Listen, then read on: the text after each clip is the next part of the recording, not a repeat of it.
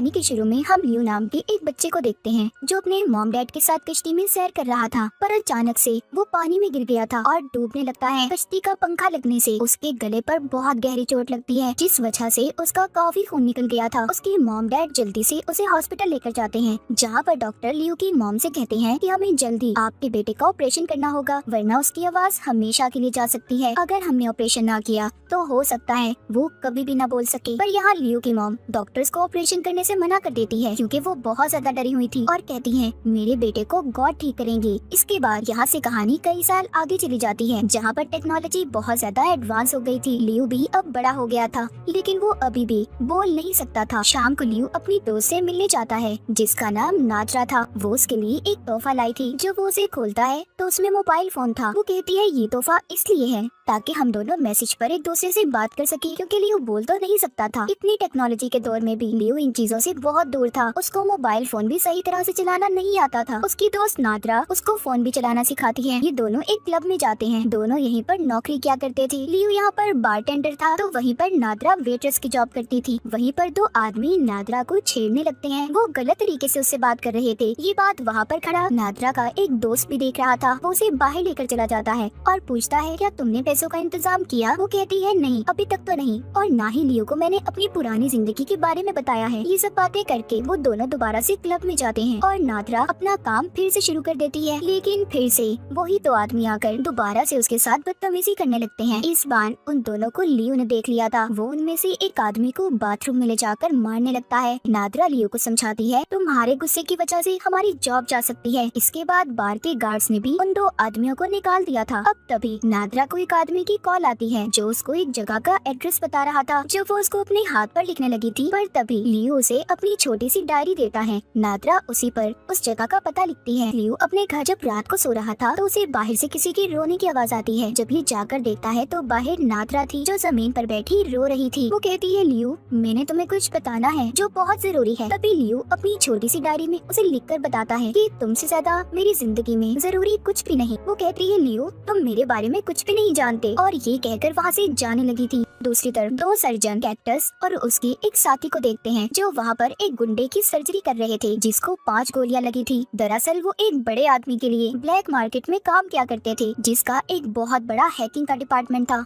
मगर अब कैक्टस इस काम को छोड़कर अपनी बेटी को लेकर यहाँ से जाना चाहता था, इसीलिए उसने अपने बॉस से अपनी और अपनी बेटी की नकली आईडी बनाने का कहा था। कैक्टस वहाँ पर जिस गुंडे की गोलियां निकाल रहा था उसके साथी से पूछता है तुम्हारे बॉस कब तक मेरा काम करेंगे? वो कहता है बहुत जल्दी। लियो जब एक कॉफी शॉप में कॉफी पी रहा था, उसके पास कैक्टस आता है। कहता है जिन दो आदमियों से तुमने बार में लड़ाई की थी वो यहाँ के बहुत बड़े आदमी के लिए काम करते हैं। अगर आइंदा तुमने उनसे किसी भी किस्म का झगड़ा करने की कोशिश की तो तुम जिंदा नहीं बचोगे। मगर उसकी किसी भी बात से उसे कोई फर्क नहीं पड़ता और लियो वहाँ से चला जाता है। जब वो बार में आता है तो देखता है नादरा बार में नहीं आई थी। थोड़ी ही देर बाद वहाँ पर वही तो आदमी आ जाते हैं जिन्होंने पहले नादरा से बदतमीजी की थी। वो दोबारा से लियो के सामने खड़े नादरा के बारे में गलत बातें करते हैं। लियो को इनकी बातों पर बहुत गुस्सा आ रहा था। वो शराब की बोतल ही उनके मुंह पर देकर मारता है। इसी दौरान एक वेट्रेस को लियो की कोनी लग जाती है, जिससे वो बेहोश हो गई थी। इसी वजह से लियो का बॉस भी अब उसे नौकरी से निकाल देता है। घर जाकर लियो बहुत गुस्से में था। वो नादरा को मैसेज करता है कि तुम कहाँ पर हो? कोई जवाब नहीं आता। अब लियो उसकी तस्वीर लेता है और सड़कों पर उसे ढूंढने निकल जाता है। तभी रास्ते में वो नादरा के दोस्त को देखता है जो किसी जगह पर जा रहा था। लियो उसका पीछा करता है और उस जगह पर पहुँच जाता है। उससे नादरा का पूछता है। उसका दोस्त बताता है कि वो तुम्हें छोड़कर जा चुकी है, उल्टा वो तुमसे कुछ छुपा भी रही थी। सब जानने के बाद लियो अपने घर आ जाता है, जहाँ पर वो अपने फोन में नादरा का मैसेज देखता है मैं हैकर हॉल में हूँ। जब ये वहाँ पर जाता है तो वहाँ पर इसे नादरा तो नहीं मिलती, पर वहाँ वही दो आदमी थे जिन्होंने नादरा के साथ बदतमीजी की थी। वो यहाँ पर काम क्या करते थे। उन दो आदमियों के पास आता है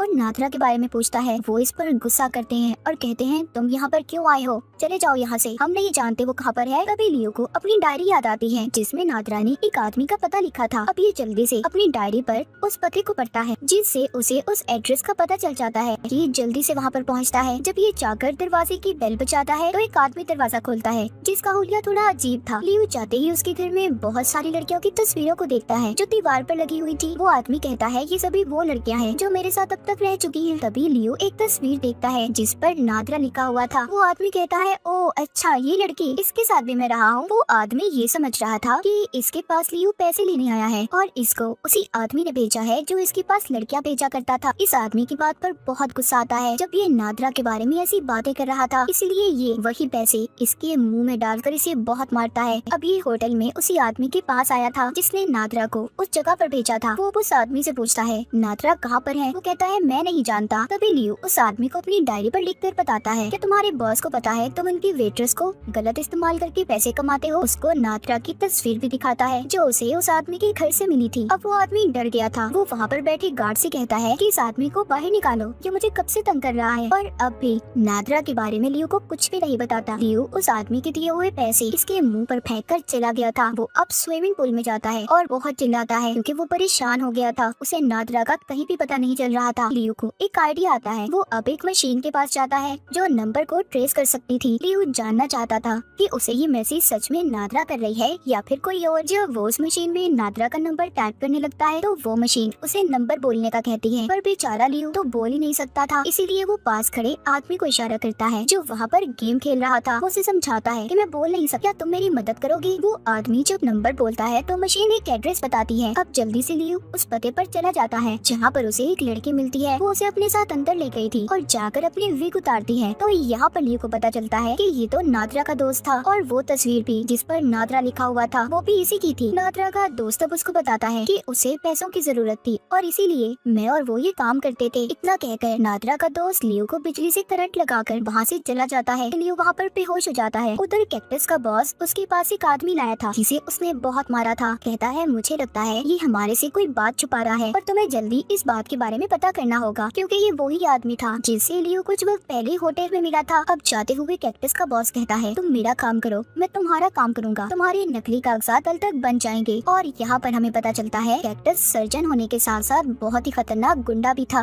वो अपने बॉस के जाते ही उस आदमी को टॉर्चर करने लगता है, उसे बहुत मारता है। उधर दूसरी तरफ लियो को नादरा की मॉम का पता एक किताब से मिल गया था जिस पर नंबरों के साथ साथ एड्रेस भी लिखे हुए थे। ये उनके घर जाता है जहाँ पर नादरा की मॉम को उसकी और अपनी वीडियो दिखाता है। वो उस वीडियो को देखकर बहुत ज्यादा दुखी हो गई थी। कहती है मेरी बेटी नादरा ने तुम्हारे बारे में मुझे बताया था। यहाँ पर नादरा की मॉम लियो को एक बात बताती है कि नादरा शादीशुदा थी और उसकी बेटी भी थी। उसका हस्बैंड कैक्टस है। कैक्टस बुरे कामों में पड़ चुका था इसलिए वो नादरा को बहुत मारता था और वो अपनी बेटी को लेकर ये शहर छोड़कर किसी दूसरे शहर जाना चाहती थी जहाँ पर जाकर वो सुकून से रह सके, इसीलिए वो पैसे कमा रही थी। ये सब बातें सुनकर लियो को अब कैक्टस पर शक हो रहा था। वो सोचता है नादरा को गायब करने के पीछे जरूर उसी का हाथ होगा। अब यहाँ पर हमें कुछ पुराना वक्त दिखाया जाता है जब कैक्टस ने नादरा को अगवा किया था। हम देखते हैं जब लियो के घर नादरा आई थी उस वक्त वहाँ पर कैक्टस भी छुपा हुआ था। वो लियो के घर आकर उन दोनों के चाय में बेहोशी की दवा मिला देता है और जब वो चाय पीकर बेहोश हो गए थे तो लियो नादरा को उठाकर अपनी गाड़ी में ले आया था। अब कहानी दोबारा से प्रेजेंट मौजूदा दौर में आती है जब कैक्टस बैठा अपने साथी के साथ पार्टी कर रहा था। तभी उसका साथी उसे जाते हुए बताता है कि मैं ही लियो को नादरा बनकर बहुत से मैसेज कर रहा था, यानी कि लियो को जो मैसेज आ रहे थे वो भी कैक्टस का साथी ही कर रहा था। ये बात सुनकर कैक्टस को गुस्सा जाता है क्योंकि उसने इस बारे में कुछ भी नहीं बताया था इसे। वो वहीं से गुजरता हुआ किसी दुकान से बगैर पैसे दिए चीज उठाकर खाने लगता है। पीछे से गार्ड आ गया था जो कह रहा था सर आपको इसके पैसे देने होंगे, लेकिन कैक्टस गुस्से में चाकू निकालकर उस गार्ड को धमकाता है। पर उसका साथी जब उसे रोकने आता है तो वो उसके मुंह पर भी मुक्का देकर मारता है। उधर लियो जब अपने घर में था वो नादरा के नंबर पर मैसेज करके पूछता है कि कैक्टस मुझे कहाँ पर मिलेगा। उसका जवाब आता है वहीं पर जहाँ तुम पहले काम करते थे, मतलब बार में। लियो के मैसेजेस का जवाब कैक्टस का साथी ही दे रहा था। ये बहुत बड़ा लकड़ी का डंडा लेकर बाहर में जाता है जहाँ पर ये पहले बाहर खड़े गार्ड्स को मारता है, फिर अंदर जाकर सभी लोगों को और आखिर में बॉस के सिर में एक पुतला उठाकर जोर से मारता है जिससे वो घायल हो गया था। लियो यहाँ से कैक्टस की सारी आईडीज और पेपर्स लेकर चला गया था। उधर दूसरी तरफ कैक्टस भी अपनी बेटी को लेकर बार में आ रहा था क्योंकि उसने अपने नकली पेपर्स लेने थे। जब वो वहाँ पर आकर देखता है तो परेशान हो जाता है क्योंकि सारे लोग जख्मी थे। जब ये अपने बॉस के पास जाता है तो वो जख्मी हालत में बताता है यहाँ पर लियो आया था, उसने ही सभी का ये हाल किया है। अब ये जल्दी से अपने घर की तरफ जाता है क्योंकि वो जानता था कि उन पेपर से लियो को उसके घर का पता चल गया होगा। जाते हुए ये अपने साथी को भी कॉल कर देता है कि वो जल्दी से इसके घर पर पहुँचे। उधर दूसरी तरफ लियो कैक्टस के घर पहुंचकर बेसमेंट में जाता है जहाँ पर पहले वो उस आदमी को आजाद करता है जिसको कैक्टस ने अपने बॉस के कहने पर कैद किया हुआ था। इधर कैक्टस भी अपने घर पहुंच जाता है जहाँ पर पहुंचकर वो पहले अपनी बेटी को एक कमरे में छुपने का कहता है और बाहर से दरवाजे को बंद कर देता है। फिर अपना तेज धार चाकू निकालकर बेसमेंट में जाता है। उधर अंदर बेसमेंट में लियो एक लकड़ी के दरवाजे के पास पहुंचता है जो बंद था। कैक्टस आकर सबसे पहले उस आदमी को मारता है जिसको लियो ने आजाद किया था। वो लियो के पास आता है और अपने गले से चाबी निकालकर उसकी तरफ फेंकता है जो उसी लकड़ी के दरवाजे की थी। वो कहता है जाओ उस दरवाजे को खोलो, तुम्हारे लिए कुछ खास है। जब ये खोलकर अंदर जाता है तो पहले लियो फ्रिज खोलता है लेकिन वहाँ पर कुछ भी नहीं था। जब ये थोड़ा सा आगे जाता है तो वहाँ पर एक प्लास्टिक के बैग में नादरा की लाश पड़ी थी जिसको कैक्टस ने मार दिया था। लियो ये देखकर टूट जाता है। वो उसकी लाश को उठाकर बाहर ले जाने लगता है। तभी कैक्टस उसका रास्ता रोकता है और लियो को भी मारने की कोशिश कर रहा था। तभी वो नादरा की लाश को एक साइड पर रखता है और कैक्टस के सामने हाथ फैलाकर खड़ा हो जाता है। यहाँ पर कैक्टस लियो को सारी सच्चाई बताता है। कहता है मैं तुम्हारे घर से नादरा को अगवा कर लाया था।